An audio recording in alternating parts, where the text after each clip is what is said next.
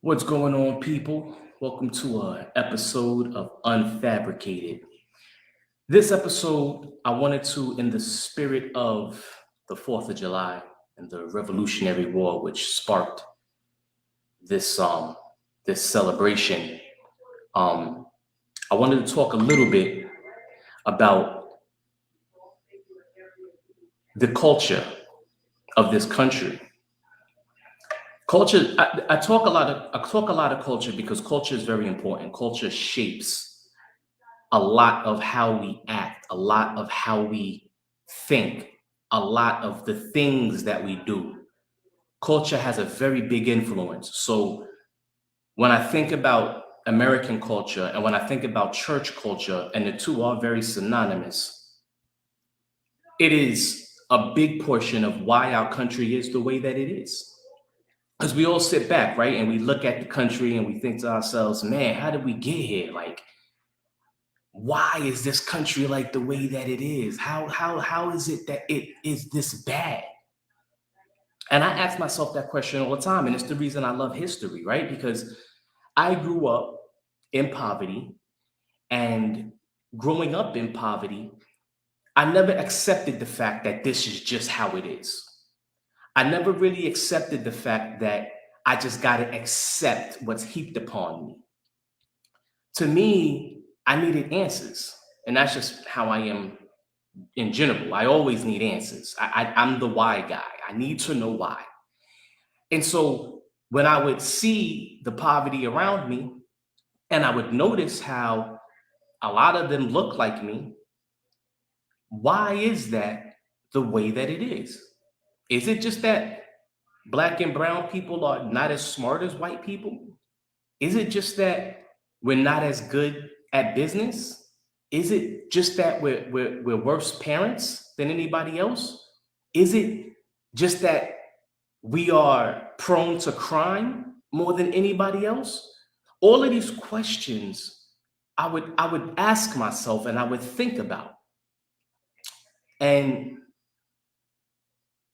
I started to study because it was like, all right, well, if I'm going to get down to the bottom of this, I need to understand from the beginning how this got the way that it is. And so that brings us to the Revolutionary War. And I'm just going to give you guys a little bit of information, a little bit of historical facts that I've been able to dig up and find out. And I know a guy who I call him my pet troll, and he hates me. And a lot of y'all probably do and just don't say it, and that's fine. You know, it is what it is. And he says, you see everything through the lens of race, and you're racist.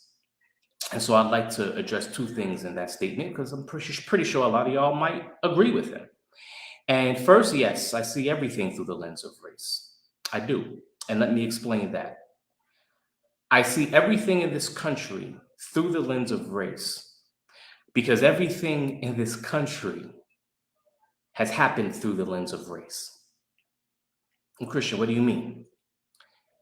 So, the Revolutionary War, you have the framers, right? Like we've been told that America had this great rebellion. We won. Yay, hurrah. We had a hero in George Washington, and the enemies were the Britons, and we did it. We kicked them out, and now we live in the land of the free and the home of the brave.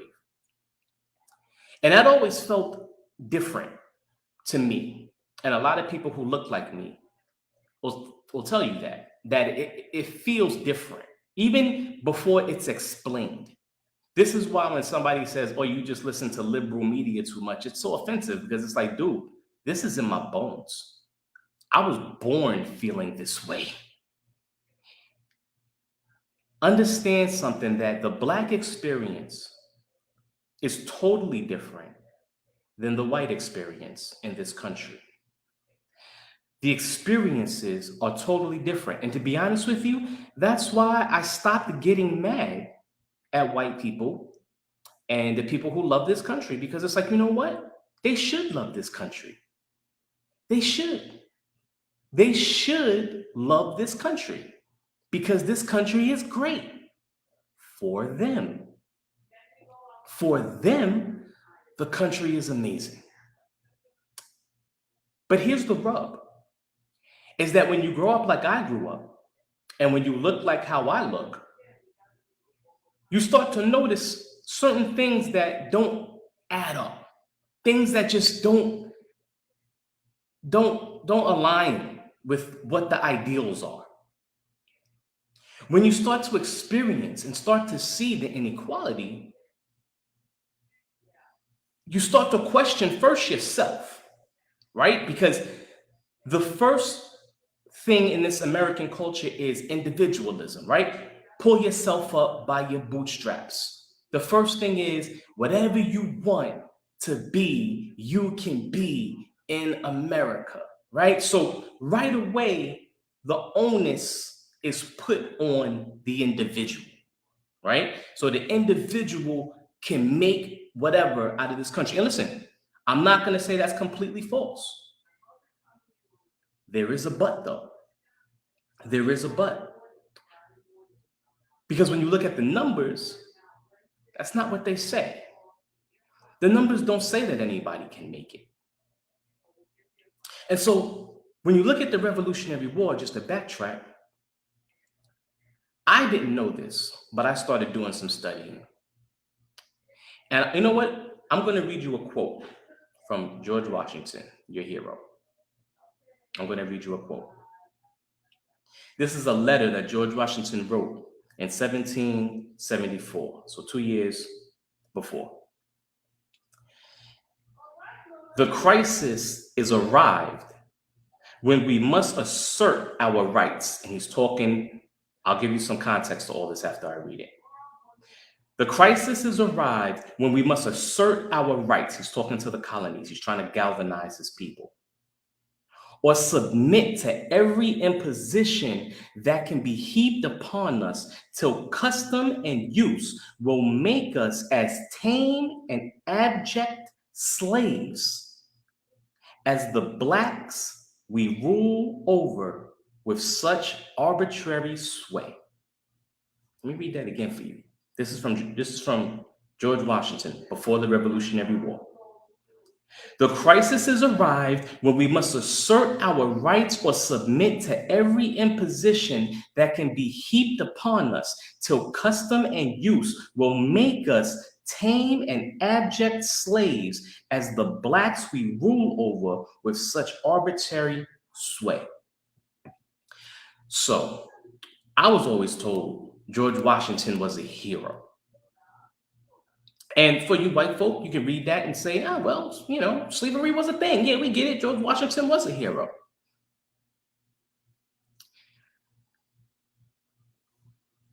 The reason why that can be dismissed today, right, is because we use the word slave with such, it's lost its power, right? So I ain't gonna be no slave. That's kind of like what we think. Oh, I'm not gonna be no slave. I ain't gonna, and we just say it flippantly. But back then, that word held a lot more weight. Back then, that slavery word held a lot more weight than it did today. That was a fear tactic. They still use the same tactic today. How do they keep healthcare, universal healthcare away? By saying the word socialism. Socialism, everybody's scared. You're going to become a socialist country like Venezuela. Everybody's scared. So that's a tactic that's still used today. George Washington used the tactic in order to galvanize the troops, because the colonies, there were 13 colonies, and they were not all very united. They had very different views on whether or not they should revolutionize and rebel against Britain. They were split in half. George Washington knew, I have to get everybody united if we're going to have a chance to beat the Brits. How did he do that? By using that word, slavery. His rhetoric was, if you guys don't want to become slaves like the people that we have working for us, then we need to unite and we need to separate from Britain. This scared the hell out of the colonies, scared the hell out of them. because they knew the brutality that they were bestowing upon Black people. They knew it. They did it. So God forbid we become like that. God forbid we become like that. So they fought. But there was something else that happened that helped them realize, you know what? We need to get into this, because there was still a lot of colonies that were very on the fence. You know what I'm saying? Because they knew that it was going to take a lot of bloodshed to separate themselves from Britain. But here's what happened, right? So there was this British ruler, or like a mayor of some sort. His name, I'll tell it to you right now, John Murray. John Murray, the Earl of Dunmore. You can look that up. John Murray, the Earl of Dunmore. He was going around, he was telling the slaves, hey, listen, I got you, bro. If you come fight for the British, because the British had already abolished slavery in their land at this time. They still had indentured servants, and Black people weren't of great status, but the slavery in America in chains wasn't as prominent on British soil. So they was like, listen, started whispering in some slaves' ears, and was like, if you come fight for the Brits, we'll grant you your freedom. We'll grant you your freedom. So Black people started to rebel and started to run away by the hundreds of thousands, not that much, but by a lot. They would start running away, joining the British Army to fight for their own freedom. So Virginia sees this, and let me backtrack. Virginia is like the central colony, right? Like that's the colony that they need on their side in order to beat the Brits. That's like if Virginia falls in line, everybody's going to fall in line. So this particular dude is telling this to the slaves in Britain. I mean, in Virginia. And so the Virginian slaves start to run away. They start to join the Redcoats, which is the British Army. And so this started to scare the hell out of the Virginians. Like, holy crap. I gotta keep reminding myself not to curse. Holy crap. If these slaves if they start to get emboldened, they're going to rebel. They're going to rebel, and they're going to join that army, and we're going to lose everything, because slavery was the currency at the time. We're going to lose everything. The point that I'm getting at is that it was the rhetoric and the fear of becoming slaves is what led this country to go to war with Britain. The fear that they would lose their slaves, the fear that they would become slaves, and the fear that they would lose their slaves became the fuel for all of these colonies to come together and to fight against the Brits. And so that makes me step back for a second, because we say that we're one nation under God, indivisible. And from the very beginning, you know what? Before I even go there, let me backtrack. So the Brits lose, we win. And there's these laws that start to happen, right? Because a lot of y'all will believe the rhetoric. Oh, but Christian, this is a very conservative, right, talking point now whenever you bring up slavery, because they needed a way to defend themselves, right? So Christian, white people were slaves too. The Irish were slaves. Everybody, there was a lot of slaves that came to this country. True. But there's a big part that they leave out. There's a big part that is left out. When this started to happen, one, indentured servant is very different than slavery. Indentured servant is different than slavery. Irish, or the white indentured servants or slaves, were able to pay off that debt because they were in slavery a lot of times to pay off a debt. A lot of them, when they integrated here, that was one of the, things they had to do. You can come, but you're going to have to be a slave and work your freedom, work for your freedom. So that's what they did. And guess what happened? They were granted their freedom, but they made laws, right? They started to make these laws to where if a Black woman, let me say it this way.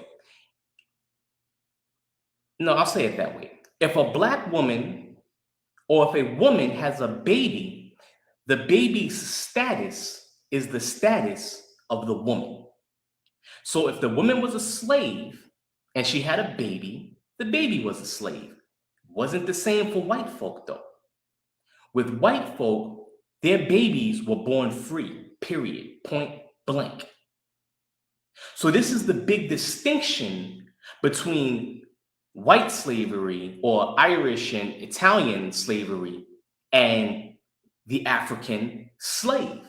The African slave could never get from under that thumb.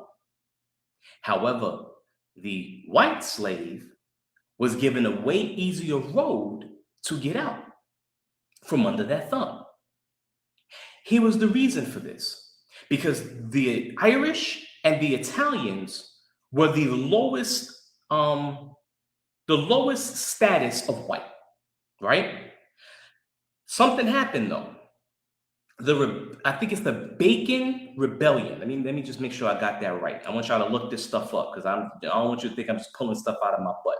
Yeah, Bacon's Rebellion, 1676. Look it up. What happened was white indentured slaves and African American slaves rebelled and pretty much killed a bunch of elite white people. And so that scared the hell out of them. They're like, wait a second. If these poor folks start to rebel, then we really don't got a chance. You know what we'll do? We'll elevate all white people to be above Black folk. So even the lowest, the Irish, the Italians, would feel superior to the Black slave. What also happened was they gave them industry, right? So the first policing, or the people who used to go look for the slaves and the people who controlled the runaway slaves and went out to hunt them, were the Irish. You're not as good as me, says the elite white man, but I'll give you a job. You go and you hunt down those niggas, which evolved into the police. That's where the police comes from.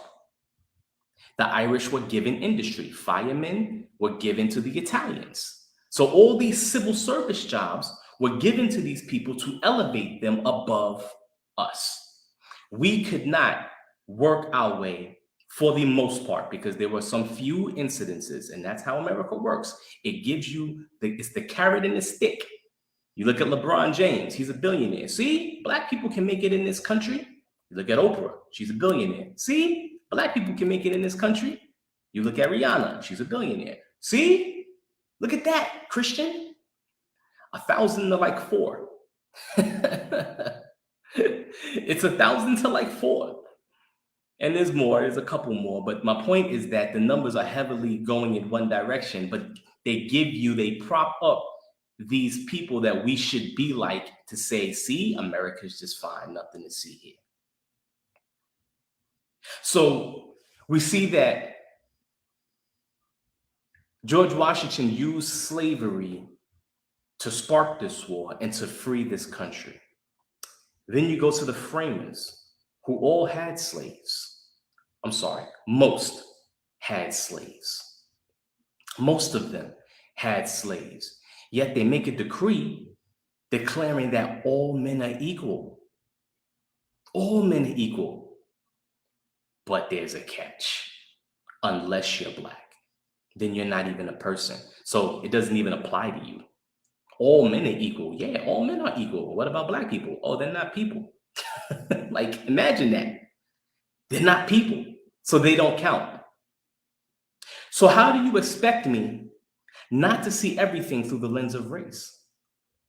Because at the same time as they're saying we're not people, we were the currency that fueled all the industry in this nation that perpetuated the wealth that was gathered. So, how is it that I'm not supposed to see everything through the lens of race? My black folk, here's where we got to be a little bit understanding. Nobody else can understand that but us.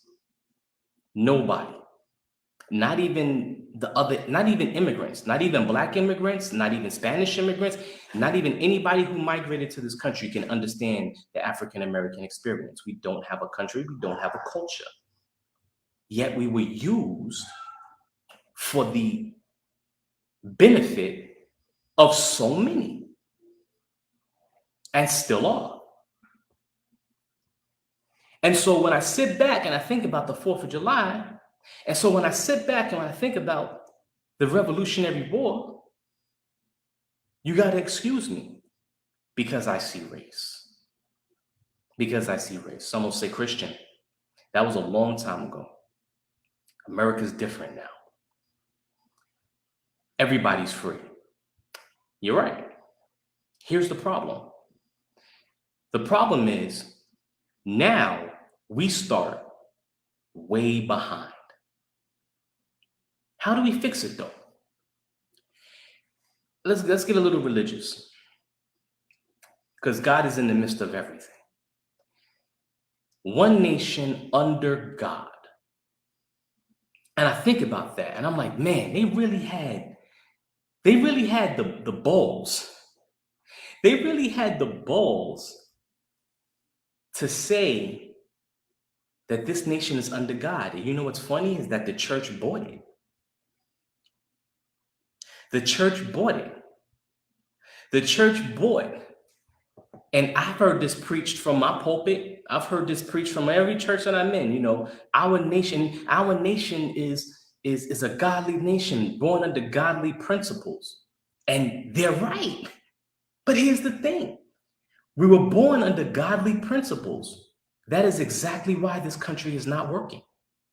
Because God is true to himself. And so he's only going to what's the word I'm looking for? He's only going to acknowledge or reward his principles. The principle of, if you build your house on sand, it will what? It will fall. A house divided against itself cannot what? Cannot stand. So you're right. This country was born under godly principles and has never lived up to them. That's why it is failing. It was built on sand, thus why it is sinking. Christian, how can you say that? Well, if you're going to say that all men are created equal,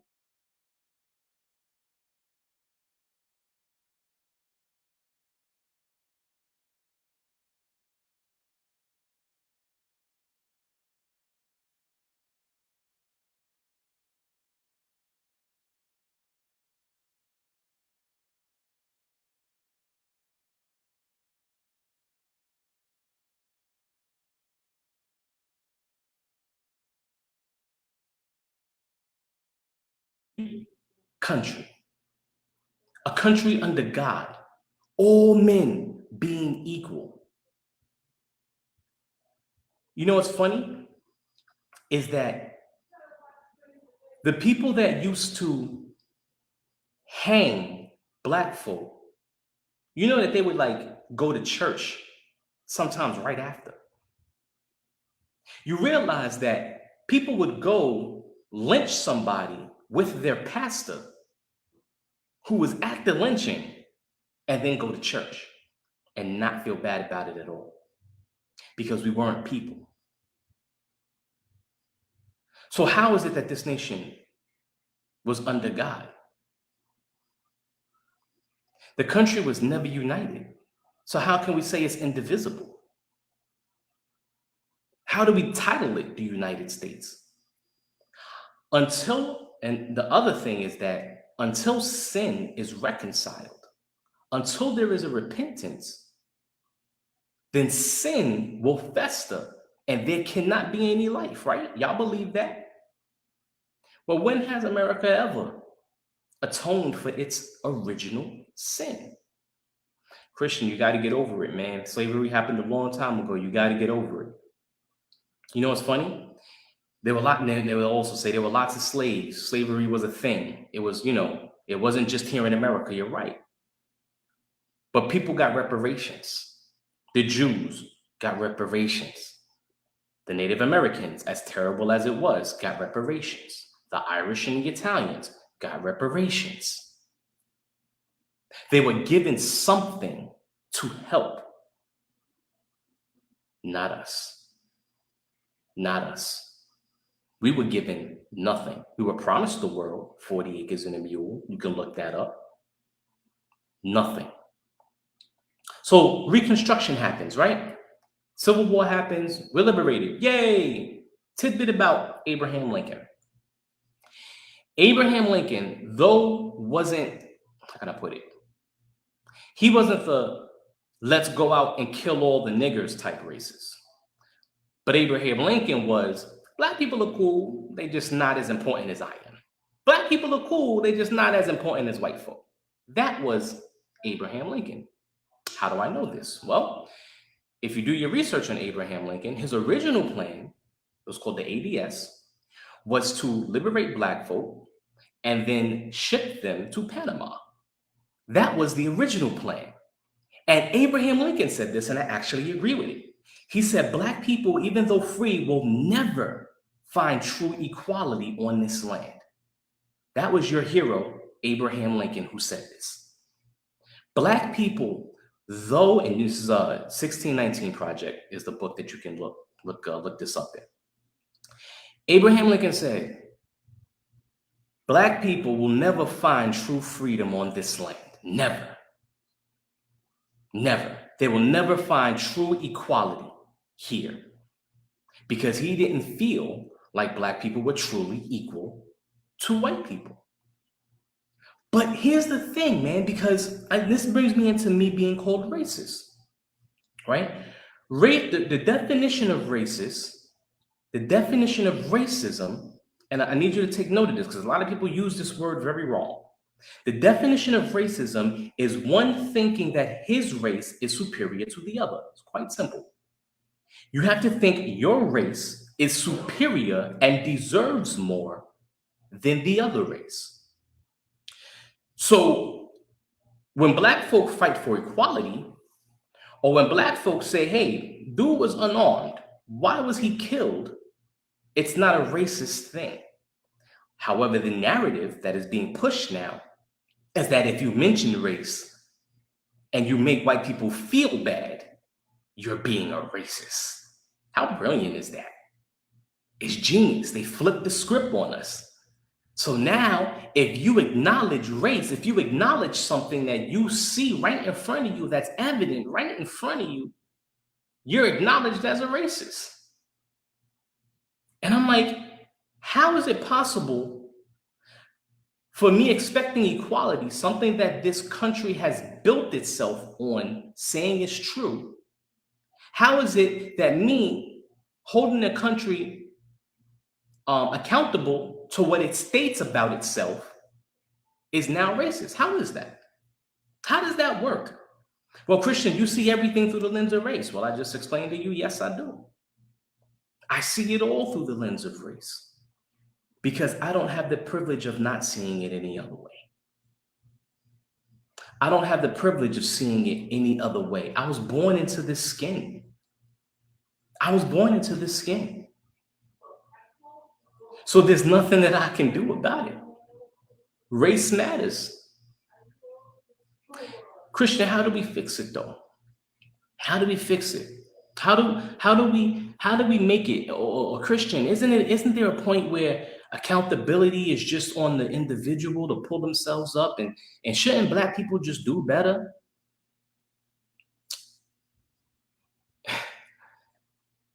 Yes, but you have to acknowledge that there was a head start and that other people have a huge head start. And if you look at the numbers, We are behind. So to me, it's one of two things, right? You're going to say, most people, nobody, not many people will be like, yeah, I'm a racist, right? But if you ask somebody, they'll be like, no, I'm not racist. But Black people need to do better. And America's fine. Nothing needs to change. It's just Black people that need to change. So, okay, I got a few questions. And I'll end it with this. Black people, you know what? I'll give you a couple of numbers. Let me give you some numbers.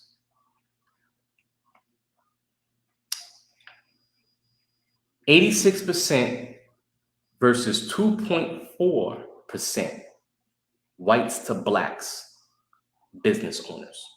So Black people own only 2.4% of business in this country, and white people own 86%.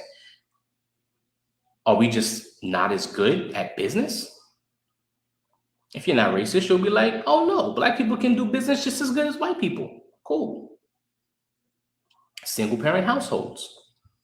75% versus 39%.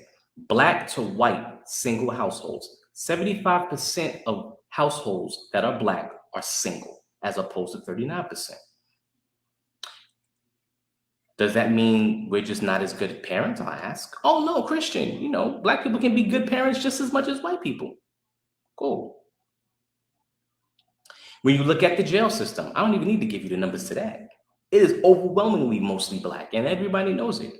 So are we just more prone to crime? Are Black people just criminals by nature? And is it in our genes?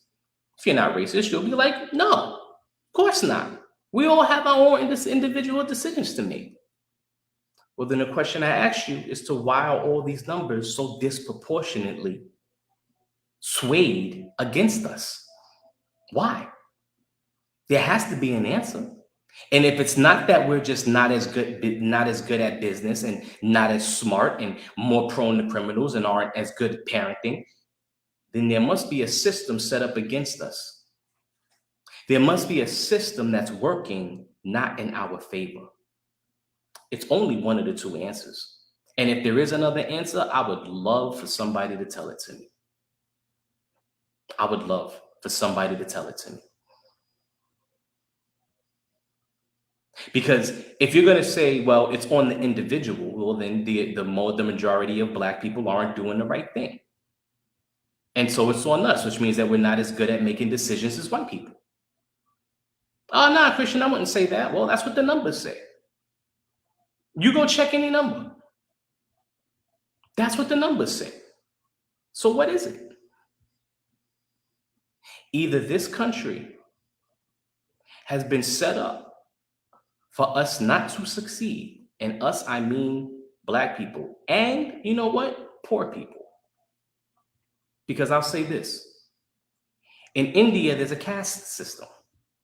You cannot climb out of your status.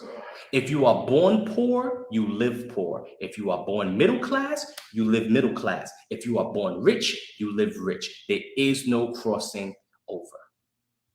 Now, see, America can't really do that, but we can just make it extremely hard for the poor to not be poor anymore. And that's what's happening. So excuse me if I'm not excited and I'm not very patriotic about the 4th of July. Here's the thing. This can all be fixed. Look at Germany. Germany created some of the most atrocious things on the planet in history, right? Yes, Germany can never escape that history, but that country is thriving. The country is thriving. Why? Because it paid reparations to the Jews. Christian, that's ridiculous. Reparations is ridiculous. Here we go. It's been done. It's been done a lot. It's been done a lot. So don't tell me that it can't be done. Well, Christian, that's not fair. I didn't own any slaves. Are you going to make somebody pay? That's not fair. There's this saying out there, and people love to say it, especially the Black folk. Life isn't fair. It's amazing how they can bestow an unfair lifestyle and then just say life isn't fair. But then when it's time to pay for it, say, that's not fair. All of a sudden, fairness matters, don't it? All of a sudden, fairness matters. Because it wasn't fair that drugs were pumped into Black neighborhoods. It wasn't fair that guns were pumped into Black neighborhoods. It wasn't fair that Black people were stole and sold both from Africa to come here and go through 250 plus years of brutality. It wasn't fair that Black women were raped by, like, legally raped continuously and treated like cattle because it profited the slave owners to rape and impregnate their women, because guess what? You make more slaves, which means you make more money. So they were incentivized to rape Black women. That's not fair. It's not fair that we get killed so disproportionately numbered, unarmed by police. It's not fair. But when we stand up and say, hey, somebody needs to pay. Somebody needs to pay. That's not fair, Christian. It's not fair. You're right. But it needs to happen. And it needs to happen in order for this country to be whole. You know what's funny? Is I totally am on board with the ideals of this nation. The ideals of this nation are amazing. I just want them to apply to me too. I want them to apply to me too. I'll leave you with this, and I said that like 9 times, I know. But you can't declaw a tiger and then let it out into the wild and expect it to survive. And that, in essence, is what happened to the African American community culture. We were declawed, let loose into the world, and said, now go survive. And you know what's funny? Is that we did. We did. We did it. We survived. Here we are. And we're doing good. But if you ever want to be a united country, you need to right the wrongs of the past, or you're never going to rid yourself of the division that we face today. Because when you look around, do we seem like a united country? I think all of us on every side, whether you hate me, love me, whatever it is, we can all agree that we are not a united country. And going backwards is not going to help. We need to make something new. If we don't make something new, this country will fall. And this is not me saying socialism is the answer. This is not me saying any ism is the answer. We need a new ism. And we need one that's inclusive of everybody. Listen, white people, middle white America, you can fight for your country, and this is your country, it is. But understand, sorry, I got mosquitoes out here. Understand that we're not going away. We're here. And you got to learn to live with us. And I hope we do. My prayer is that God truly unites this country. But here's the thing to my people who pray.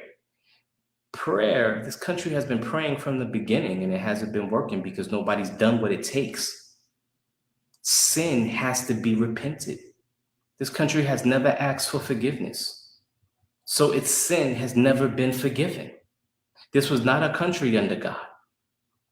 This is not a country indivisible. History is the fruit of victory. History is the fruit of victory. So because this country won, it was able to shape the history. But a lie is always going to come out. And that lie is coming out. And it is making people lose their minds. So here's my decree. Pray, sure. Pray. But this country needs to give the reparations that are deserved to the people that it's wronged. If it doesn't, it will always be what it is. And this cannot sustain. and it will not sustain. And don't you dare blame it on a party, because it has nothing to do with any party. This has to do with the sins of the past haunting. The blood on this soil is haunting this country. Doesn't it feel that way? Be honest with yourself. Whether you agree with me or not, whether you think I'm full of shit or not, I want you to really be honest with yourself. Doesn't it feel like this country is cursed? Does this country feel blessed? Sure, we got a lot of money, but that money is not allocated to everybody, is it? Sure, we have a lot of rich people. What good is a rich person to me? Does it feel blessed? Does it seem blessed? Things are not the evidence of being blessed. Things are not the evidence of blessings. Last time I'm going to say it. Things are not the evidence of blessings. Yes, we have a lot of stuff, but does it feel blessed? When you have to wonder, should I send my child to school? When you're in a crowd and you got to keep looking for some crazy person that's just going to shoot people for no damn reason. Does it feel blessed? And I want you to think about that. So I got a little bit of news. What I'm going to start doing is I'm going to start having these videos up on my page, on my Facebook page, just for a while. And then I'm going to take them down and they're going to be found on my YouTube channel if you want to watch them. That is Unfabricated. If you enjoy the content, please hit me up, subscribe. I can, use the support if you feel so doing. Also, I'm going to continue the church culture series. I just had to speak about this because there's been a lot of craziness going on in this country, and people just don't know what to do with it. And everybody blames each side, and nobody looks at themselves. So I hope that you guys appreciated it. I know I'm a little boring by myself, but it is what it is. I hope that you guys learned something. I hope that you guys do your own research and start to really study the true history, not just what the schools teach you, because there's a lot that is not told. Trust me. And I hope that you guys have a wonderful night. God bless. Till next time.